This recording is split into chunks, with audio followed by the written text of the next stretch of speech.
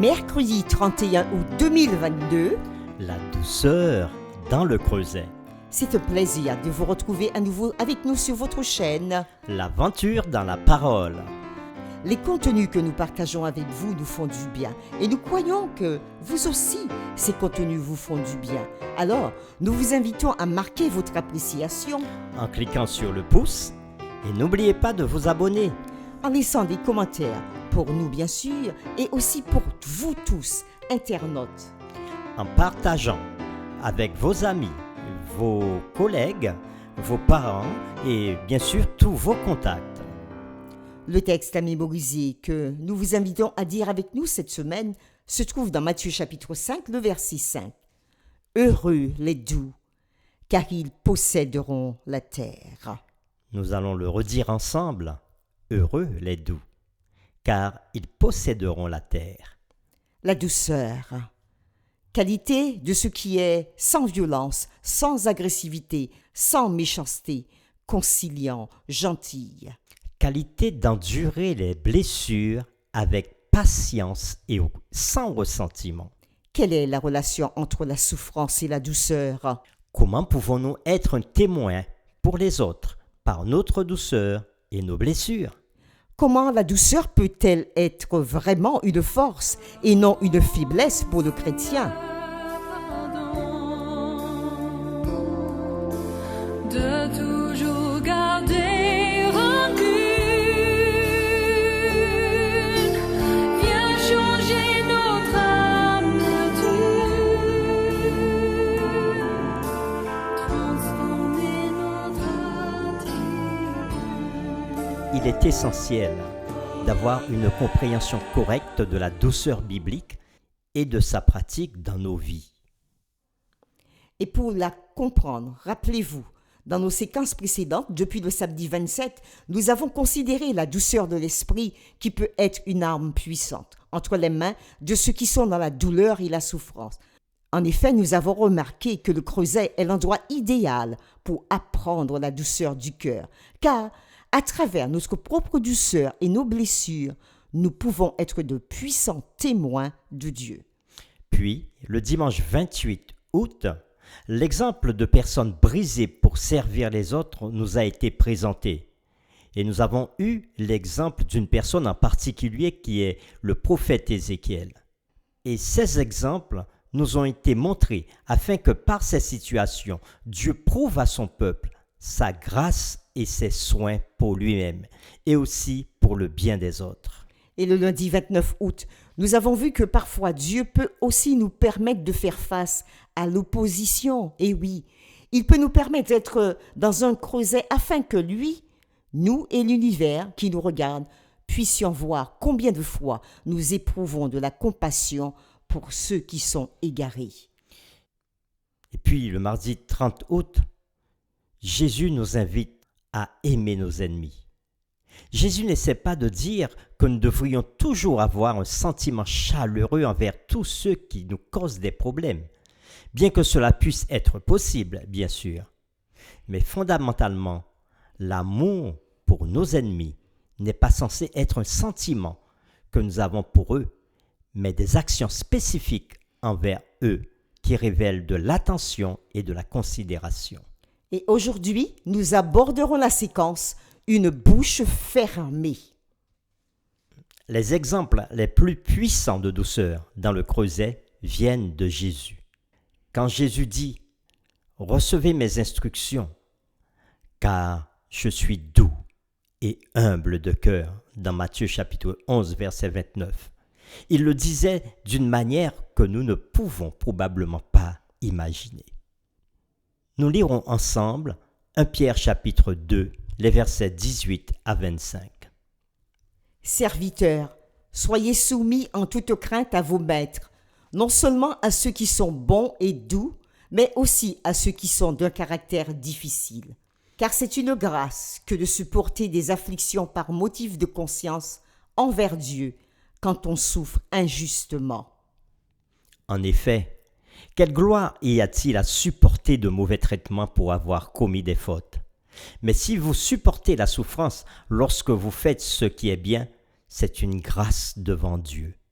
Et c'est à cela que vous avez été appelés parce que Christ aussi a souffert pour vous, vous laissant un exemple afin que vous suiviez cette race. Lui qui n'a point commis de péché et dans la bouche duquel il ne s'est point trouvé de fraude. Lui qui, injurié, ne rendait point d'injures, maltraité, ne faisait point de menaces, mais s'en remettait à celui qui juge justement. Lui qui a porté lui-même nos péchés en son corps sur le bois, afin que, morts au péché, nous vivions pour la justice. Lui, par les meurtrissures duquel vous avez été guéris. Car vous étiez comme des brebis errantes, mais maintenant, vous êtes retournés vers le pasteur et le gardien de vos âmes. Fin de la lecture. Dans ce texte que nous venons de lire, Pierre donne des conseils surprenants aux esclaves. Il décrit comment Jésus avait réagi au traitement injuste et douloureux et leur suggère qu'il leur a laissé un exemple afin qu'ils suivent cette trace.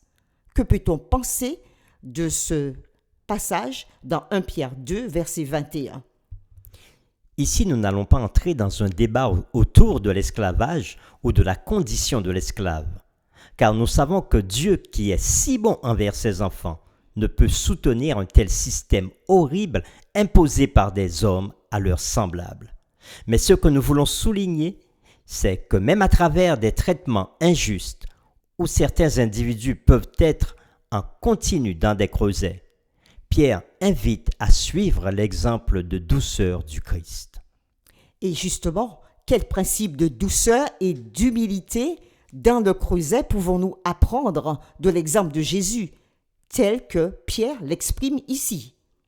C'est terrible de voir quelqu'un d'autre traiter son prochain injustement. Et c'est extrêmement douloureux lorsque nous sommes sujets d'un tel traitement, puisque nous avons normalement un fort sens de la justice. Lorsque l'injustice se produit, notre instinct est de redresser les choses tout en étant dans un état de ce que nous croyons être une colère justifiée. Ce n'est pas facile de vivre ainsi. Cela est peut-être impossible si nous n'embrassons pas une vérité critique. Dans toutes les situations injustes, nous devons croire que notre Père Céleste est au contrôle et qu'il agira pour notre bien, et selon sa volonté bien sûr. Cela signifie aussi que nous devons être ouverts à la possibilité que, comme Jésus, nous ne soyons pas sauvés de l'injustice. Mais nous devons toujours nous rappeler que notre Père Céleste est toujours avec nous et au contrôle de toutes choses. Le conseil de Pierre inspiré de la vie de Jésus est surprenant parce qu'il semble que le silence face à la souffrance injuste est un plus grand témoignage de la gloire de Dieu plutôt que de chercher à redresser les gens. Interrogé par Caïphe et Pilate, Jésus aurait pu dire beaucoup de choses pour corriger la situation et se justifier, mais il ne le fit pas. Son silence était un témoignage de sa douceur. Pour terminer, nous nous poserons ces deux questions. Comment gérez-vous ou comment gérons-nous les situations dans lesquelles nous sommes maltraités injustement? Comment pouvons-nous mieux appliquer certains des principes examinés ici dans notre propre vie? Nous vous invitons à prier avec nous.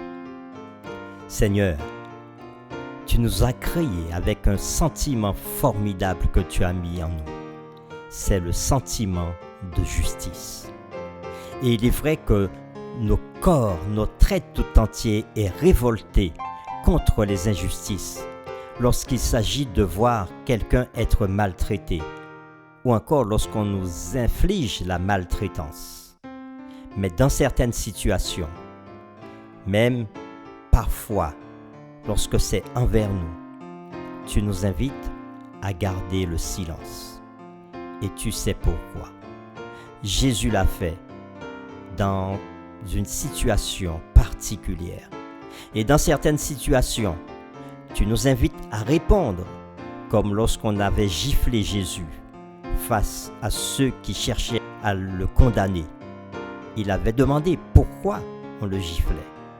Mais lorsqu'il s'est agi de répondre à d'autres, dans ce moment-là, il s'est tu simplement. Il n'a pas parlé.